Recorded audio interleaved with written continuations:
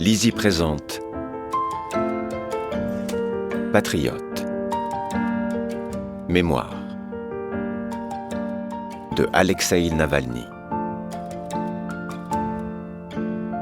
Lu par Sylvain Agaès.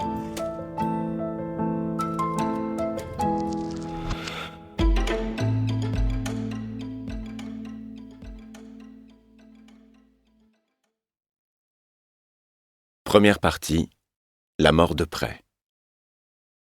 Chapitre 1. En réalité, mourir ne faisait pas mal. Si je n'avais pas été en train d'expirer, jamais je ne me serais allongé par terre à côté des toilettes de l'avion. Comme vous pouvez l'imaginer, le sol n'était pas particulièrement propre. J'étais à bord d'un vol pour Moscou parti de Tomsk, en Sibérie, et j'étais très content.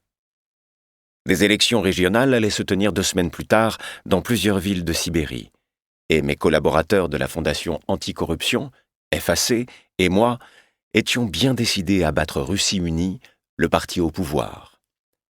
Cette défaite ferait passer un message important. Même au bout de 20 ans de pouvoir, Vladimir Poutine n'était pas tout-puissant, ni même particulièrement apprécié dans cette région de Russie. Et pourtant, bien des gens là-bas entendaient chanter les louanges du dirigeant national à longueur de journée à la télévision. Cela faisait plusieurs années que je n'avais plus le droit de me présenter à des élections. Le parti politique que je dirigeais n'était pas reconnu par l'État, qui venait de refuser son enregistrement pour la 9e fois en 8 ans. Allez savoir pourquoi, nous ne réussissions jamais à remplir correctement le formulaire. Les rares fois où l'un de nos candidats réussissait à faire porter son nom sur un bulletin de vote, il était déclaré inéligible sous les prétextes les plus farfelus. Notre réseau, qui à son apogée disposait tout de même de 80 bureaux régionaux, était un des plus importants partis du pays et faisait l'objet d'attaques constantes de l'État, aurait dû être schizophrène pour pouvoir remporter des élections dont nous étions exclus. Dans notre pays autoritaire, où depuis plus de 20 ans, le régime s'était donné pour priorité de convaincre l'électorat qu'il n'avait aucun pouvoir et ne pouvait rien changer, il n'avait jamais été facile de persuader les gens d'aller voter. Mais il faut bien comprendre que cela faisait 7 années d'affilée que les salaires baissaient. Si nous parvenions à attirer dans l'isoloir ne serait-ce qu'un tiers des mécontents, aucun candidat de Poutine n'aurait la moindre chance. Seulement voilà. Comment amener les gens à voter ? Par la persuasion ? En leur offrant des avantages ? Nous avons choisi de les mettre sérieusement en rogne. Depuis plusieurs années, mes collaborateurs et moi filmions un interminable feuilleton sur la corruption en Russie.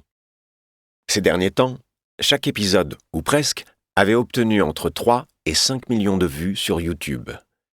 Au vu des réalités russes, nous avions renoncé d'emblée à prendre des pincettes journalistiques et à multiplier les qualificatifs prétendus, possibles, supposés, si appréciés des conseillers juridiques. Nous appelions un voleur, et la corruption. Si quelqu'un possédait un immense domaine, nous ne nous contentions pas de mentionner son existence. Nous en réalisions une vidéo à l'aide de drones pour le montrer dans toute sa magnificence.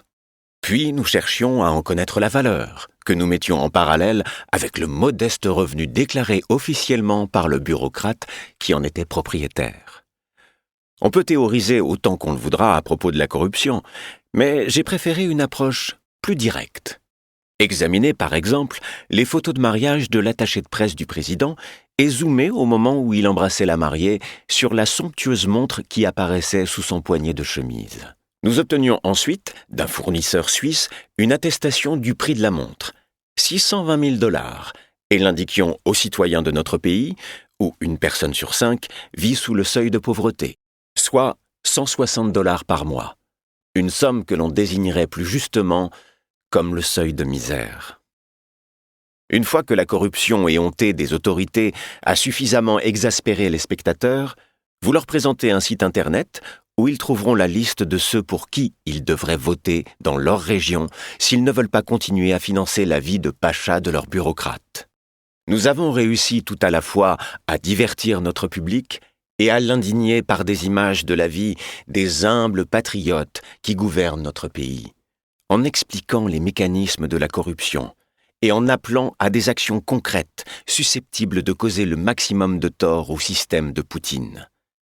Nous n'étions jamais à court de matières premières.